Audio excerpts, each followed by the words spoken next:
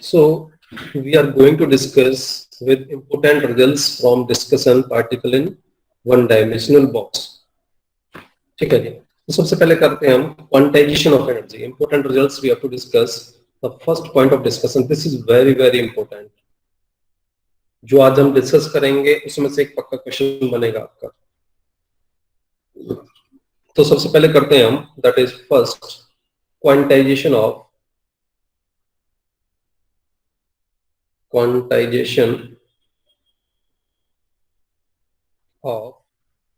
Energy. इसका मतलब क्या है? क्वांटाइजेशन ऑफ एनर्जी का मतलब क्या है? एज हमने डिस्कस किया था, जो energy associated with the particle in one dimensional box, it is n square h square upon 8ma square. ठीक है जी. तो इसके यहाँ पे क्या है आपका, वेयर एक इंटीजर है जिसको हम प्रिंसिपल क्वांटम नंबर भी बोल देते हैं, 1 2 3 एंड सो ऑन, जो कि आपके लेवल्स को डिफाइन करता है. और जब n का वैल्यू कुछ प्लेस करता हूं मैं, it will have a fix value of energy. This is in joule. किसके अंदर है? जूल के अंदर है. तो for a particular value of n, for a particular value of n, and क्या होगा आपके पास? The energy of particle is fixed.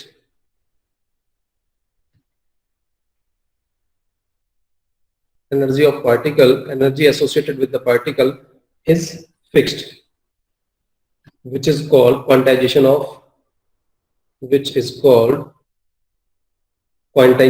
energy, which is called, उसको क्या कहते हैं हम?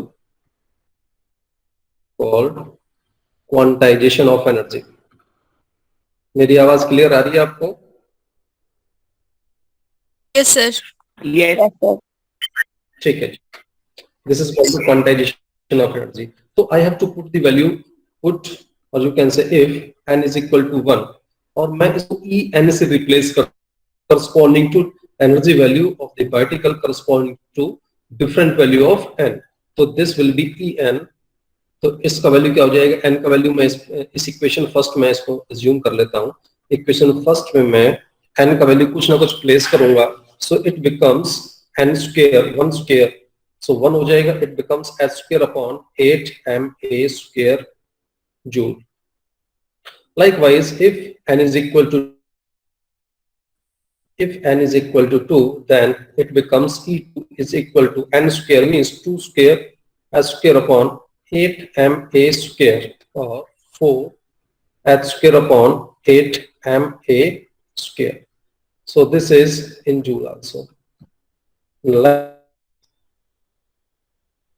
N is equal to 3, then E3 will be equal to 9 h square upon 8ma square joule. And if n is equal to 4, then the corresponding energy value will be equal to E4, and it will be 16 h square upon 8ma square joule, and so on. तो अगर हम एक energy level diagram draw करना चाहें, सो diagram तो किस तरीके से होगा आपके पास? This is the particular n is equal to 1 energy level, then this is n equal to 3, then n is equal to 4, and so on. तो इस एक्सेस को मैं रिप्रेजेंट कर देता हूं एनर्जी वैल्यू E से. ठीक है जी. तो here n is equal to 1, you can से फर्स्ट एनर्जी लेवल जिसको बोलते हैं, और जिसको कहते हैं ग्राउंड स्टेट एनर्जी लेवल. ठीक है जी. और यहाँ पे x का value, this is the dimension of x. x का ये आपके पास एक बॉक्स था, मैं बॉक्स एज्यूम कर लेता हूँ. ठीक है. दिस इज अ बॉक्स जो हमने एज्यूम किया था, और डायमेंशनल बॉक्स हम स्टडी कर रहे हैं ना. सो दिस इज द बॉक्स. मैं इसको बिल्कुल स्ट्रेट लाइन से ड्रॉ कर देता हूँ. So it was that. ठीक है जी. तो आपका एक बॉक्स मैंने कंसीडर किया था यहाँ पे. दिस इज द बॉक्स जिसका dimension x is equal to 0 to x equal to a, वो वेरी करता है. तो एनर्जी की अगर हम बात करें इस एनर्जी को, तो क्वांटम मैकेनिक्स क्या कहती है कि आपका क्लासिकल क्या कहता है कि आपका जीरो भी हो सकता है पार्टिकल का एनर्जी वैल्यू, लेकिन क्वांटम क्या कहता है कि नहीं, जीरो नहीं होगा, उसके क्वांटाइज्ड एनर्जी लेवल्स होंगे. ऐसा नहीं कि आपका जीरो भी होगा, 0.1 भी हो सकता है, फ्रैक्शन में भी हो सकता है, कुछ भी हो सकता है, लेकिन ये कहता है कि नहीं, एक डिफाइंड एनर्जी लेवल्स है, n is equal to 1, n is equal to 2, n is equal to 3, n is equal to, तो डिफाइंड एनर्जी लेवल्स हैं किसके, वेव फंक्शन के, पार्टिकल के. So this is, these energy levels are corresponding to n is equal to 1 and so on. तो उनके corresponding जो energy values हैं, these are E1, E2, E3, E4, right? और E1 का वैल्यू कितना आपके पास, h square upon 8ma square, और E2 का energy value 2, 4 h square upon 8ma square, E3 9 h square upon 8ma square, and E4 means 16 ma square. अगर हम इनका energy gap calculate करें between the consecutive energy levels, तो वो आपके पास क्या हो जाएगा. ठीक है जी. तो मैं अगर कैलकुलेट कंसेक्यूटिव एनर्जी लेवल्स ले लेता हूं, so this is from 0 to 1 का गैप मैं कैलकुलेट करना चाहूँ, देन 1 to 2 का गैप कैलकुलेट करना चाहूँ, 2 to 3 का कैलकुलेट करना चाहूँ, 3 to 4 का गैप कैलकुलेट करना चाहूँ. तो गैप अगर मैं करूं, तो this energy value minus this one, 4 minus 1, it becomes, ठीक है जी. सो दिस इज, एक मिनट, यहाँ पे 1 to 2 का मैंने कैलकुलेट करना है. This is from 1 to 2. First energy level आपका 1 है, सेकंड आपका 2 है. सो 2 to 3 का गैप, 3 to 4 का गैप मुझे कैलकुलेट करना है. तो कैसे मैं, so these are 4 minus 1, it is, this is 3. ठीक है जी. This is 3 square upon 8ma square. अगर मैं 3 और 2 के बीच में गैप कैलकुलेट करना चाहूं, it becomes how much, becomes 5h square upon 8ma square. This is the difference between n is equal to 3 to n is equal to 4 energy level. So energy gap कितना होगा, 16 minus 9. So कितना हो जाएगा आपके पास, 7h square upon 8ma square. तो जैसे जैसे आप बढ़ेगा, ठीक है जी. So if n value increases, so you can say spacing between the consecutive energy level between consecutive means लगातार जो लेवल है, 1 to 2, 2 to 3, 3 to 4. ठीक है. consecutive लेवल क्या होगा, वो इंक्रीजेस होगा, इंक्रीज. ठीक है. Outcome from this discussion. ठीक है जी. तो ये आपका था फर्स्ट पॉइंट ऑफ डिस्कशन. तो यहाँ पे हमने वो कंक्लूड कर दिया. दूसरे पॉइंट क्या किया हमने, so energy is directly proportional to this, energy is directly proportional to n. So if I increase the value of n, तो energy particular energy level वो क्या होगा, increase होगा. So if n increases, तो energy En associated with the particle, associated with particle क्या होगा, वो increase होगा. This is also another important outcome. तो हम चलते हैं नेक्स्ट आउटकम की तरफ, दैट इज सेकंड. तो सेकेंडली हमने डिस्कस करना है. तो यहाँ पे हो गया फर्स्ट पॉइंट डिस्कस. सेकंड में हम करते हैं existence of zero point energy. Second is existence of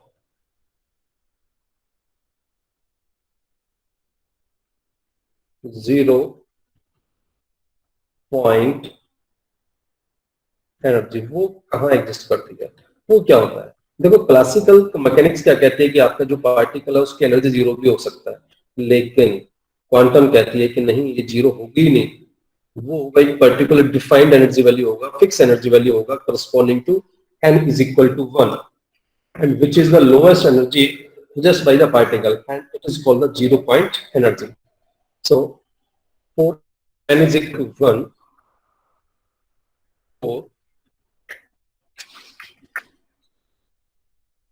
for n equal to 1, the energy possessed by the particle E1 will be equal to h square upon 8ma square, which is lowest energy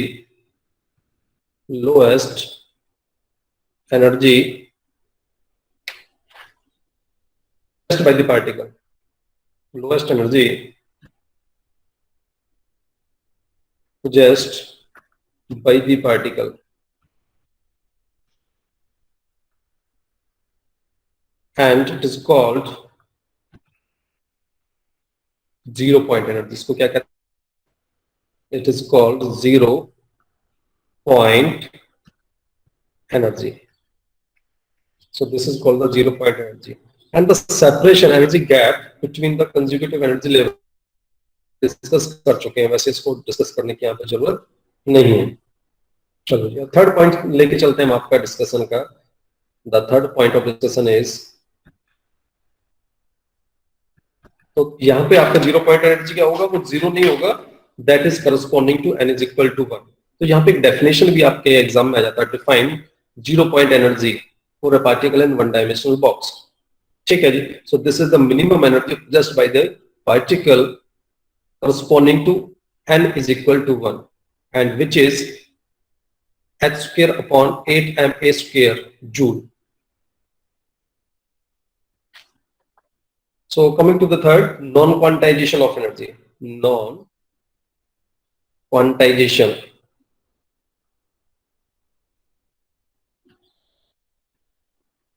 of energy. Non-quantization of energy क्या है? अब तक तो हमने पढ़ा था कि quantized energy level है, लेकिन नॉन क्वांटाइजेशन का मतलब क्या है? अब आपको पता है कि S E N is equal to N square H square upon 8 M A square. अब तो देखो A is the you can say कि width of the one dimensional box. ठीक है जी। अगर मैं एक इफ ए विल इंक्रीज तो क्या होगा, ई एन का वैल्यू क्या होगा, कम होता चला जाएगा, और spacing between consecutive energy level वो भी आपका क्या होगा, डिक्रीज होगा। Spacing between consecutive energy level will also decrease, वो भी डिक्रीज होगा। ठीक है जी। तो अगर मैं वॉल्स को रिमूव कर देता हूं, और ए का वैल्यू इन्फिनाइट हो जाता है, तो ईएन का वैल्यू क्या हो जाएगा, जीरो हो जाएगा। ठीक है। बाउंड्री कंडीशंस, अगर मैं वॉल को क्या करता हूं, ठीक है जी, if a walls are removed, if walls are removed means then particle is free to move. तो पार्टिकल क्या है, free to move anywhere in the field. ठीक है जी। और उसमें पोटेंशियल एनर्जी की कोई रेस्ट्रिक्शंस नहीं होंगी। If walls are removed then particle is free to move anywhere,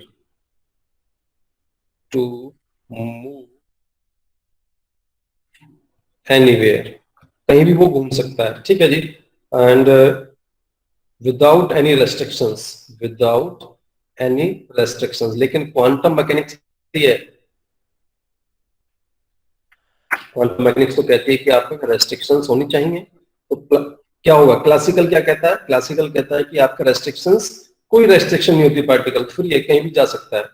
तो वहां पे पार्टिकल किसकी तरह बिहेव करेगा, क्लासिकल मैकेनिक्स की तरह पोस्टुलेट्स को क्या करेगा, फॉलो करेगा, क्लासिकली बिहेव करेगा।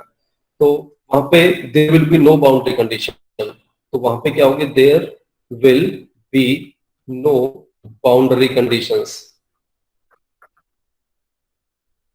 और अगर आपके पास ए का वैल्यू इतना ज्यादा हो जाता है तो क्या होगा, एक पर्टिकुलर वैल्यू, बहुत ज्यादा वैल्यू आप इमेजिन करो ए का, तो जो spacing between the consecutive energy level है वो क्या होगी, बिल्कुल मिनिमम होगा, और यू कैन से कि वो आपके लेवल्स एक दूसरे के साथ मर्ज हो जाएंगे।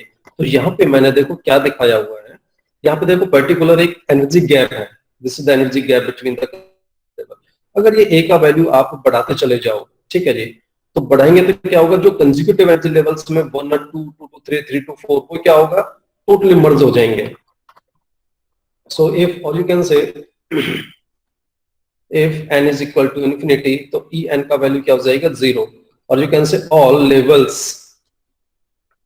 विल बी मर्ज्ड, एक दूसरे के साथ मर्ज हो जाएंगे। तो particle then case particle will behave particle किसकी तरह काम करेगा, किसकी तरह बिहेव करेगा? Particle will behave like you can say classically, and classically क्या कहता है? There is no quantized energy levels, or you can say and there will be non quantization of the energy, and there will be no quantization of energy levels. तो वहां पे energy levels का कोई quantization नहीं होगा. सो इस condition पे क्या होगा? ये पार्टिकल आपका क्लासिकली बिहेव करेगा. अगर वॉल्स को रिमूव कर दिया जाता है, ए का value is so high, infinite के इक्वल मान के चलें, the spacing between the consecutive energy level that will be zero. ठीक है जी, और जीरो हो जाएगा. It means all the levels will be merged, और वो क्लासिकल की तरह बिहेव करेगा. और क्लासिकल क्या कहता है? There is no quantization of the energy. So these are the three outcomes and three important results from the discussion of quantization of from the discussion particle in one dimensional box. अब एक और आपका question, एक topic है आपका next topic है. यहां तक किसी ने कुछ क्वेश्चन पूछना आपने?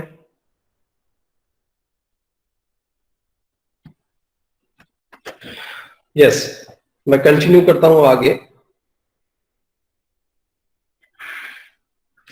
To prove that, next topic की तरफ अप्रोच करता हूं मैं.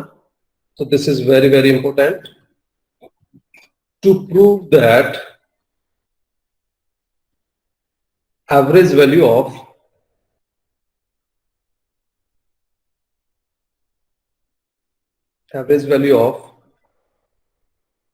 square of Hermitian operator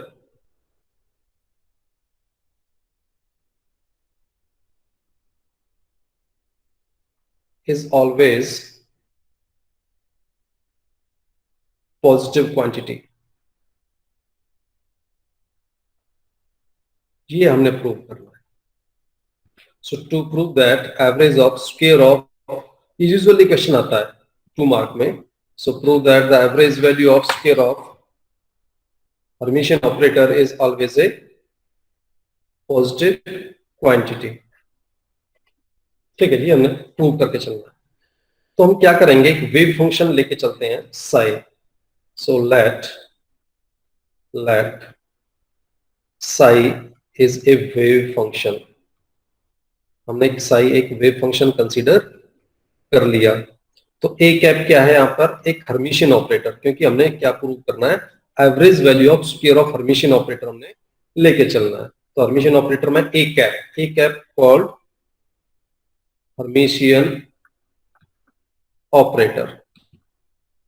OP dot it is called the operator, और a small a is the eigen value. इसको बोलेंगे हम eigen value. ठीक है जी. अब देन मैं मान के चलता हूं.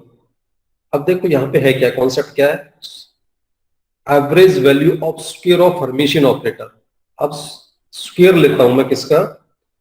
सो स्क्वायर ए कैप का square, it means square of the Hermitian operator and its average इस तरह से रिप्रेजेंट किया जाता है enclosed in these symbols. ठीक है जी. So this is called the average. So this is equal to the average of square of Hermitian operator. So, average of square of Hermitian operator. ये Hermitian, ये prove करना है कि आपका ये positive quantity होता है. So our target is to prove that this value average of square of Hermitian operator is always a positive quantity. So our target is to prove this one. तो मैं क्या लेके चलता हूं? एवरेज वैल्यू का एक फॉर्मूला होता है कैलकुलेट करने का. So what is the formula of that?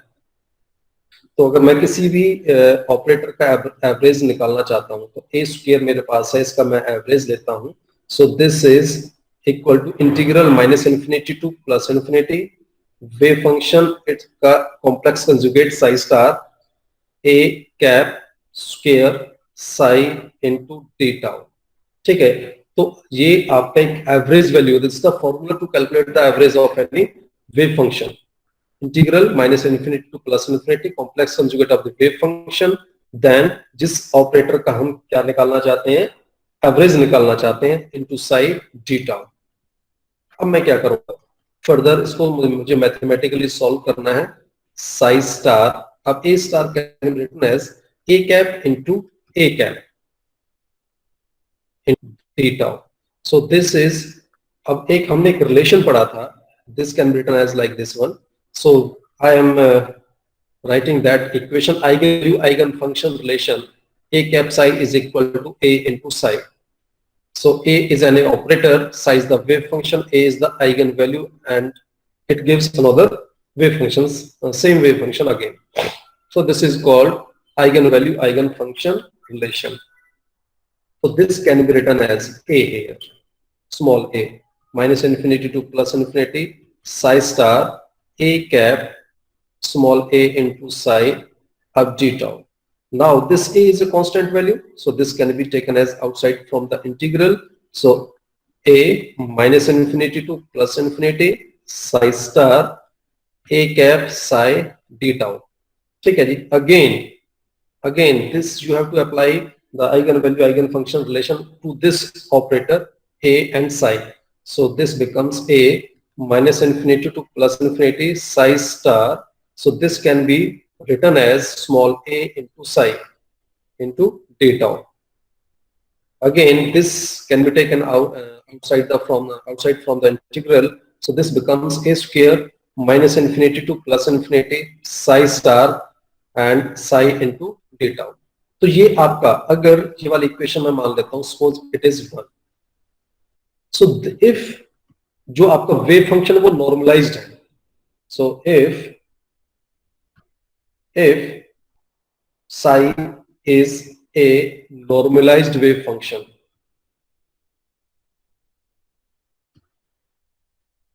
then what will happen?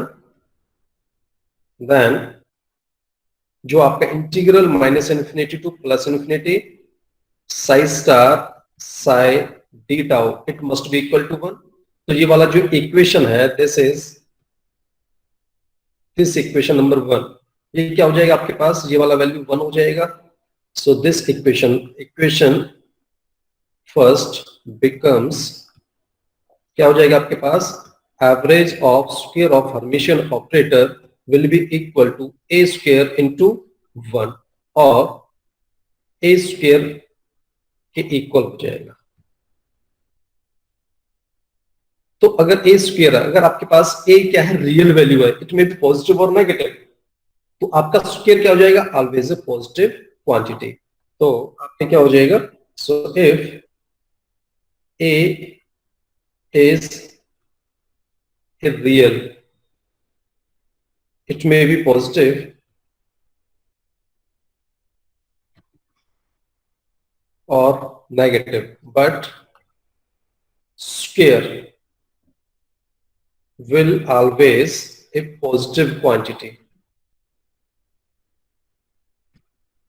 Hence, तो ये क्वांटिटी क्या हो जाएगा, पॉजिटिव. और ये किसके इक्वल है, square of the Hermitian, square average value of square of Hermitian operator. Then average of square of Hermitian operator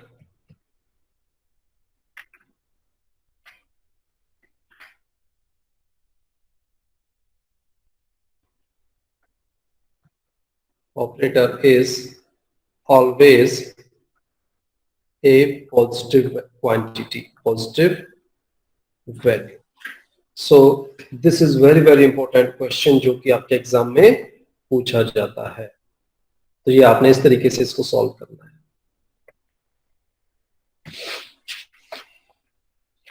अब चलते हैं, आपके एक क्वेश्चन और आता है usually, define operators and what are the role of operators in quantum mechanics. तो वैसे ऑलरेडी हम डिस्कस कर चुके हैं, और फिर भी इसको शॉर्ट में हम क्या करते हैं, डिस्कस कर लेते हैं. तो that is role of operators. Definition of operator मैंने यहाँ नहीं बता रहा, केवल role of operator in quantum mechanics वो मैं यहाँ पे दोबारा बता देता हूँ.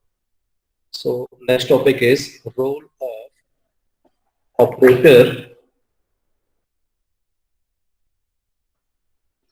in quantum mechanics.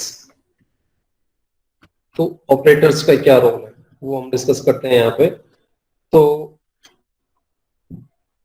First one is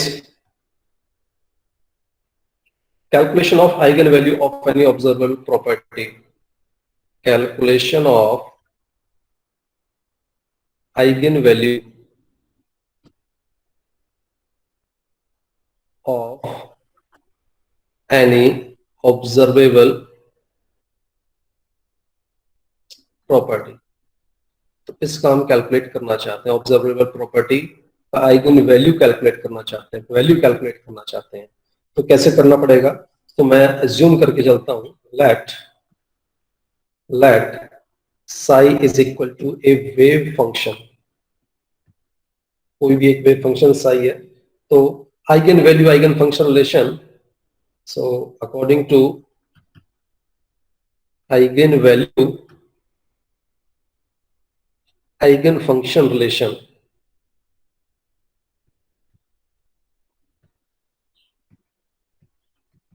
क्या होगा आपके पास? a cap psi is equal to a into psi. So this is the relation. तो अगर आपके पास कोई एक ऑब्जर्वेबल क्वांटिटी लीनियर मोमेंटम है सपोज, तो क्वांटम मैकेनिक्स में उसपे क्या होगा? एक p कैप एग्जिस्ट करेगा। So if p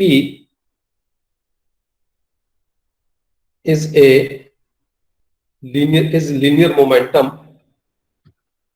of the particle, if p is the linear momentum of the particle, then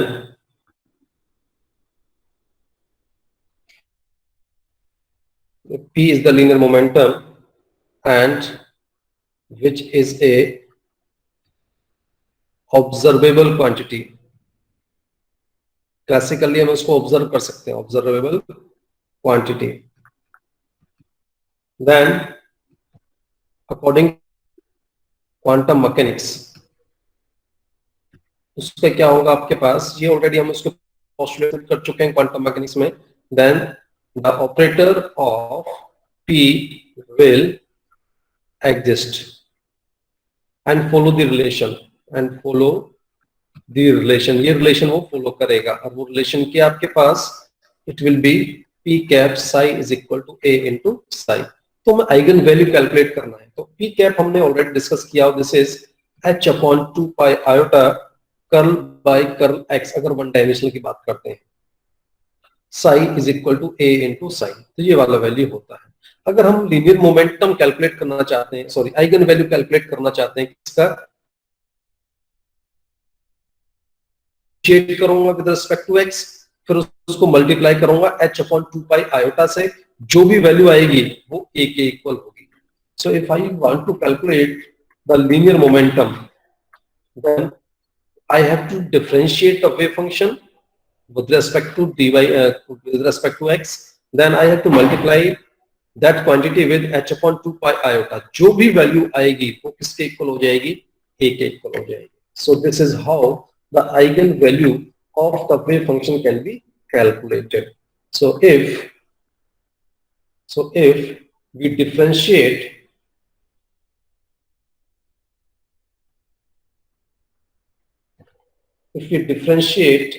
if wave function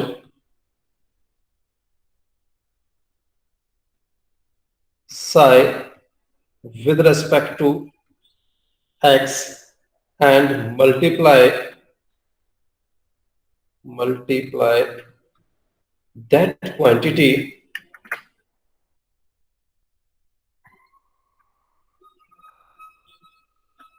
with h upon 2 pi iota, then suppose this is equation number 1, then from equation first the eigen that value will be equal to, किसके equal होगा? a, that is eigen value के equal होगा। This will be eigen value. तो अगर कोई भी wave function उसका eigen value calculate करना चाहता हूं, सपोज मैं लीनियर मोमेंटम कैलकुलेट करना चाहता हूं, तो मुझे वेव फंक्शन को पहले डिफरेंशिएट करना पड़ेगा, फिर उसको मल्टीप्लाई करना पड़ेगा h अपॉन 2 पाई आयोटा से। तो जो भी वैल्यू आएगी that value will be equal to eigen value. Second rule आपका, सेकंड हम करते हैं, that is calculation of the average value of any observable property. So in calculation of average value of any observable property, किसी भी observable property की हम average value calculate करना चाहते हैं।